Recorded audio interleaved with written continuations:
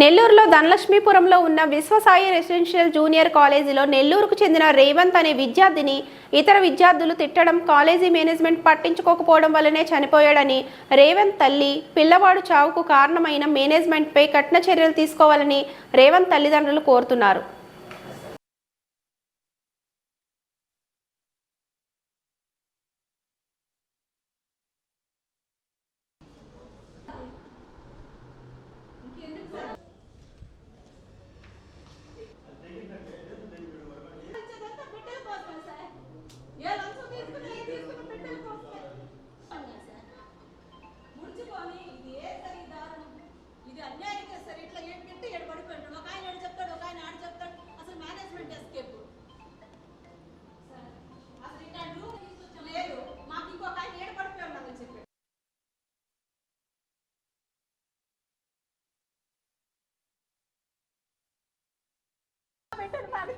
దండం పెట్టుకో హాస్టల్లో చర్చలు పెట్టేది పసిపెట్టు అందరికి మీ అందరికీ ఉన్నారు సార్ పిల్లలు, ఇది అందరికీ తెలియాలి. మా డౌట్ ఏంటంటే హ్యాంగ్ చేసి మేనేజ్మెంట్ నిర్లక్ష్యమా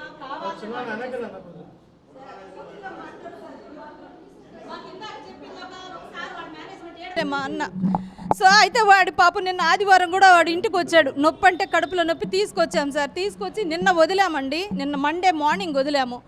వాడు బాగా అసలు ఎవరితో గొడవ పెట్టు, చైల్డ్ మెంటాలిటీ, పసిబిడ్డ లాగండి. ఇంట్లో కనీసం బాత్రూమ్కి పోవాలంటే తోడు అడుగుతాడు. మేము ఇప్పటికీ వాడిని గేలు చేస్తాం, ఏంది నాన్న బాత్రూమ్. అలాంటి పిల్లవాడు రాత్రి 1-4 అంతస్తులో ఒక రూమ్లో ఎట్లా పడుకుంటాడండి? పడుకుంటే మేనేజ్మెంట్ ఎట్లా ఒప్పుకుంటుంది? ఆ రూముల్లో ఎట్లా పడుకొనిస్తారు? అదేమంటే అది చెప్తున్నారు. తోటి పిల్లలతో ఉన్నాడా లేదా ఒక్కడే పడుకున్నాడా? మాకైతే పోయి చూస్తే అవేం కనిపిల్ల. ఒక బూత్ బంగ్లాలా 1 వీక్ అయినట్టుంది, క్లీన్ చేసినట్టు కూడా లేదు. పడుకున్న పిల్లోడైతే డైలీ పడుకుంటాడు, బెడ్ మీద దుప్పటి ఉండాలి, అవేం లేదు. మీరు ఒకసారి చూడండి, రూమ్ చూపిస్తాము, అసలు ఫోల్డ్ చేసేసి ఉంది బెడ్. మరి ఆ పిల్లోడు ఏడ పడుకుని ఆ రూమ్లోనే పడుకుంటున్నాడని చెప్తున్నారు. రూమ్ చూస్తే భయం వేస్తుంది మనకే. పగులే భయంకరంగా ఉంటే పసిబిడ్డలు 17 years కూడా లేవు ఆ బిడ్డకి. Second year sir, second year. Revanth MPC చదువుతున్నాడు.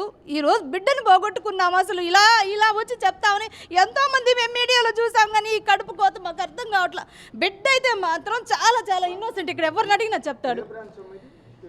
ఇది వచ్చేసి విశ్వసాయి సార్, ధనలక్ష్మీపురం బ్రాంచి. మేము ఫస్ట్ ఇయర్ నుంచి బాగానే, అసలు మేనేజ్మెంట్ ఎంతో బాగుంటాడు. మా అన్న ఏంటంటే టీచర్ కాబట్టి వాళ్ళతో బాగా ఫ్రెండ్లీగా ర్యాపో ఉంటుంది. అమ్మాయి ఏమైనా చదవకపోయినా మాకు అవసరం లేదు, బిడ్డ నార్మల్గా చదువు మేమే చెప్తుంటాం. వాళ్ళకే చెప్పాం, మా అబ్బాయి ర్యాంకులు వద్దండి, ఐఐటీ కూడా మాకు వద్దు, ఓన్లీ ఇంటర్ పాస్ అయితే చాలు. ఫస్ట్ ఇయర్ కూడా అత్యవసర మార్కులతోనే. కాబట్టి మేము ప్రెషర్ చేసే ఫస్ట్ ర్యాంక్ స్టూడెంట్ అయితే కాదు, వాడు నార్మల్ చదివేవాడే. కాకపోతే హాస్టల్లో ఉంటే ఏంటంటే మనకి ఎంసెట్ అన్నా వస్తుంది, ఇంటి దగ్గర మేము డ్యూటీలకి వెళ్ళిపోతారు కాబట్టి ఏదో ఇక్కడ రీడింగు నైట్ రీడింగ్లు అన్నీ ఉంటాయి సార్. అది మాకు వస్తే ఇక్కడ చెప్పడానికి ఒక్కరు లేరు మేనేజ్మెంట్. మేము వచ్చి 2 hours అవుతుంది, మేనేజ్మెంటే లేరు. ఎవరైనా ఆన్సర్ ఇవ్వాలి కదా, ఇలా జరిగిందని చెప్పాలి కదా. పోయి చూస్తే హాస్టల్లో పిల్లలు లేరు, అందరు ఎస్కేప్ అయిపోయినారు. ఈవెన్ క్లాస్ రూములు కూడా లేవు. 8:30కి ఇన్ఫామ్ చేశారు సార్. రాత్రి కాదు సార్, మార్నింగ్. బాబు చూస్తే మీరు ఆశ్చర్యపోతారు. ఫోటో చూపిస్తాను చూడండి సార్. ఇప్పుడు పిల్లలు ఎలా ఉన్నారంటే తల్లినే చంపుతున్నారు. మొన్న రీసెంట్గా చూసాం. అట్లాంటిది రూమ్లో మాట పెరిగి బిడ్డనేదో, కనీసం వీళ్ళు సీసీ కెమెరాలు కానీ ఒక హాస్టల్ రన్ చేస్తుంటే సీసీ కెమెరాలన్నా బెటరా సార్? పడుకునే రూముల్లోనే కదా అవసరము. మీరు ఊరికే పేరెంట్స్ వచ్చిపోయే దగ్గర 4 సీసీ కెమెరాలు బాల్కనీలో పెట్టేసి పైన ఏం జరుగుతుందో చెప్పకుండా, ఇప్పుడు సీసీ కెమెరా ఉంటే మాకు మొత్తం తెలుసు. రూముల్లో కూడా ఎందుకు పెట్టరు సీసీ కెమెరాలు? ఏం సార్ అవి? మా దగ్గర లక్షలు, దానికి కూడా తీసుకోండి. సీసీ కెమెరాలు కూడా వేయండి, ఫీజుల్లో లక్షలు మీకు దోచుకుంటున్నారు కదా. సీసీ కెమెరాలు రూముల్లో పెట్టలేరా? ఇట్లాంటి ఒకటి కాదు, మరణాలు ఎన్నో జరుగుతున్నాయి. అసలు రూముల్లో సీసీ కెమెరా ఎందుకు ఉండట్లేదు? బాయ్స్ రూమ్ ఇది, మీరు బాత్రూంలో పెట్టవాలి, కనీసం రూమ్లో పెట్టుంటే ఏం జరుగుండదు ఈరోజు తెలుస్తుంది కదా. ఏమంత సీక్రెట్? బిడ్డ ప్రాణాలు పోగొట్టుకున్నా మాకు ఈ ఫీజులకి ఇంత వేలు లక్షలు తగలేస్తున్నాము, వాటికి పెట్టమా మేము? మా పిల్లల సేఫ్టీ అంటే ఏం జరుగుతుంది సార్ ఇక్కడ మాకు తెలియాలి. మేము పోయి చూస్తే మాత్రం రూమ్లో మాకు క్లియర్గా అది మర్డర్ అని అర్థమవుతుంది. మాకు 8:30 అప్పుడు ఇన్ఫార్మ్ చేశారు. ఆదివారం ఉదయాన్నే ఇంటికి తీసుకో డాడీ అన్నాడు. వస్తాను డాడీ, కడుపులో నొప్పి ఉందంటే సరే తీసుకొచ్చాను. ఆదివారం తీసుకొచ్చిన తర్వాత సోమవారం వెళ్ళిపోతాను డాడీ, క్లాసులు అయిపోతున్నాయి అన్నాడు. సరే అని చెప్పి ఉండలేరా, సోమవారం కూడా పర్లేదు, మంగళవారం పోంటే నిన్నే మంగళవారం రోజు ఆ అబ్బాయి సెల్ఫ్కి వచ్చి ఇక్కడ వచ్చిన తర్వాత ఫోన్ కూడా చేశాడు. నిన్న రాత్రి 7:30 నాకు ఫోన్ చేశాడు. ఏమిరా అంటే, డాడీ నేనున్న రూము ఎదురు పిల్లవాళ్ళు 5 మంది ఉన్నారు, 5 మంది నన్ను ఒకటేమైనా నా రూమ్ మారు, నీ రూమ్లోకి మేము వస్తాం, నువ్వు మా రూమ్లోకి రా, నువ్వు ఆ రూమ్ బాగుందని చెప్పి తిడతా ఉన్నారు డాడీ బూతులు అని అన్నాడు. అంటే అరే ప్రిన్సిపాల్ ఇన్ఛార్జికి చెప్పావా అని అడిగా. ఇన్ఛార్జికి చెప్పాను, ఇన్ఛార్జి మాట కూడా ఏం లేదు, ఆయన పట్టించుకోలేదు నన్ను, మళ్ళీ చూద్దాం పోరా అన్నాడు. అంటే సరే ప్రిన్సిపాల్ కంప్లైంట్ చేయాలంటే ఇప్పుడే కంప్లైంట్ చేయొచ్చు అంటే నువ్వు ఒక మాట చెప్పు, వాళ్ళు తిడితే గమ్ము ఉంటారు అని చెప్పాను. నేను అప్పుడే ప్రిన్సిపాల్కే ఫోన్ చేశాను. ఫోన్ చేసిన తర్వాత ఆయన మాట్లాడి విషయం చెప్పా, సార్ ఇటు తిడుతున్నారంట సార్ అంటే అదట నేను కనుక్కుంటాలే అన్నాడు. కానీ రాత్రి ఆయన కానీ కనుక్కుంటే అప్పుడు మళ్ళీ అమ్మటే నా కొడుకు మళ్ళీ చేశాడు నాకు. చెప్పావంటే చెప్పాను రా అన్న, చెప్పావంటే ఏం వెళ్ళిపోయాడు గమ్ముగా ప్రిన్సిపాల్ సార్ అన్నాడు. ఆయన వెళ్ళిపోయాడు.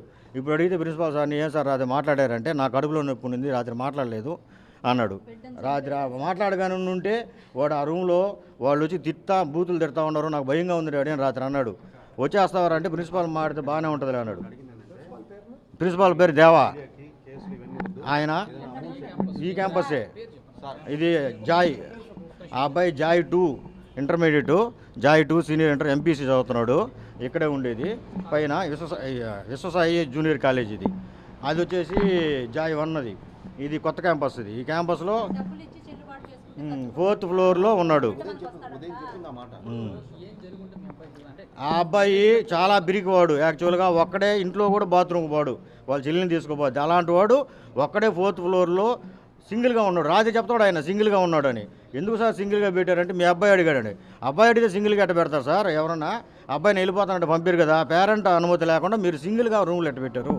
మామూలుగా రూమ్కి 7 మంది మాకు చెప్పింది చేసేటప్పుడు, 7 మంది లేకుండా వాడు అడిగాడని చెప్పేసి పెట్టేసాడు. వాడు ఆ విధంగా ఉండబట్టి రాత్రి ఏం జరిగింది అనేది ఎవరికి తెలియకుండా సాక్ష్యం లేకుండా పోయింది. ఇప్పుడు కాలేజ్ మేనేజ్మెంట్ నిర్లక్ష్యమే రాత్రి జరిగింది కదా. అసలు పేరెంట్ సమ్మతి లేకుండా సింగిల్గా ఒక పిల్లవాడిని ఎలా పెడతారు రూమ్లో. అదే నేను అడిగితే సమాధానం లేదా ప్రిన్సిపాల్ కాడ. అబ్బాయి అడిగాడు అంటాడు. అబ్బాయి అడిగితే అందరూ ఒక్కొక్క రూమ్ కావాలంటారు, అందరికి ఇచ్చేస్తారా. వల్ల ఈ అబ్బాయి చనిపోయాడు. ఈ అబ్బాయి ప్రాణాలు తీసుకురాలేవు. ఇలాంటి వాళ్ళని కఠినంగా శిక్షిస్తేనే ఇంకా నెక్స్ట్ వేరే పిల్లలకు వాళ్ళు చావకుండా ఉంటారనమాట. ఈ అబ్బాయికి ఆత్మకి ఖచ్చితంగా శాంతి చూకోవాలంటే న్యాయం జరగాల. వాడు ఎంత అల్లారు ముద్దుగా పెంచుకున్నామంటే వాడు అంత అల్లారు ముద్దుగా పెంచుకొని మార్కులు రాకపోయినా నిన్ను ప్రెషర్ చేయరా అని చెప్పాము. వాడు ఆనందంగా అన్నీ పాస్ అయ్యా డాడీ, ప్రిన్సిపాల్కే నమ్మకం లేదు ఫెయిల్ అవుతాడు, అన్ని సబ్జెక్టులు పాస్ అయ్యాడు, పాపం కష్టపడతాడు వాడు. నువ్వు నార్మల్ చాలా నాన్న, నువ్వు ఐఐటీ పర్లేదు ఏమి. అందుకే మేము జాయ్ 2లో చేర్చాం.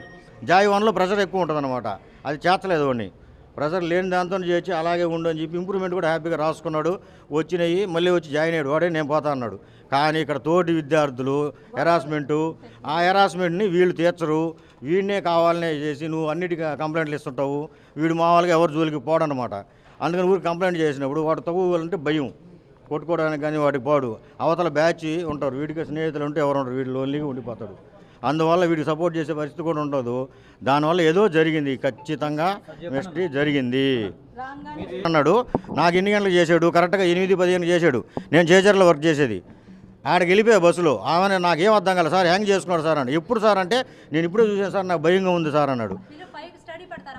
స్టడీ లేదని చెప్పాడు, అది కూడా ఇప్పుడు స్టడీ లేదు అని చెప్పాడు, చూడలేదు అన్నాడు. ఆ నుంచి మేము వచ్చేటప్పటికి మాకు ప్రాణం ఉందో లేదో తెలియదు, మేము హాస్పిటల్ తీసుకుపోతాం సార్ అంబులెన్స్లోనే. మేము ఇంకేం చేయాలా, అక్కడి నుంచి తీసింది ఎవరో చూసింది ఎవరో చెప్పలేదు, ఏమీ తెలియదు. ఇప్పుడు ఆ ఫోటో చూసిన తర్వాత అర్థమైంది. ఇప్పుడు అర్ధరా చూస్తే అపోలో హాస్పిటల్లో ఉన్నాడు. మా అన్నకి 8:30కి ఫోన్ చేసి బాబు కొన ఊపిరితో ఉన్నట్టుగా ఫోన్ చేసి చెప్పారంట హ్యాంగ్ చేసుకున్నాడని. సరే ఇమ్మీడియట్లీ అపోలోకి తీసుకెళ్ళిపోడు సార్, నేను వస్తున్నానని చెప్పాడు. తీరా ఆడికి వెళ్తే అది ఫుల్ జిల్లుగా ఉంది బాడీ, ఎప్పుడో చనిపోయిన బాడీ. అది మనకి చెప్పడం అయితే 8:30కి జరిగినట్టుగా కొన ఊపిరితో ఉన్నట్టుగా చెప్పారు. దానివల్ల మేము అపోలో తీసుకోమన్నాం, లేదంటే బాడీ ఇక్కడే కానీ ఉంటే అన్నీ తెలుసుండేవి. అక్కడైతే అనుమానాస్పదంగా ఉంది. ఆ తాడు లేదు, కిటికీకి కట్టుకున్నాడు కదా, ఆ తాడు లేదు, మొత్తం ఇప్పేస్తున్నారు. బెడ్ చూస్తే ఫోల్డ్ చేస్తుంది. అది ఏదో కూర్చొని అమౌంట్ కూర్చొని మాట్లాడుకుందాం, సెటిల్ చేసుకుందాం అని అడుగుతున్నారు. మేనేజ్మెంట్ వాళ్ళే. పేర్లు తెలియదు నాకు, పర్సన్స్ తెలుసు, పేర్లు తెలియదు. సెటిల్మెంట్స్ అమౌంట్ ఎంతో కొంత మాట్లాడుకుని సెటిల్మెంట్ చేసుకుందాం అని అంటున్నారు. అది నాకు అర్థం కాల. ఇప్పుడు నాకు అర్థం అవుతుంది, ఇక్కడికి వచ్చి పొజిషన్ ఎన్ని చూసిన తర్వాత ఇది ఆ టెన్షన్లో ఉన్నాము. ఇక్కడ పొజిషన్ ఇవన్నీ చూసిన తర్వాత ఇది మర్డర్ అని నాకు అర్థం అవుతుంది.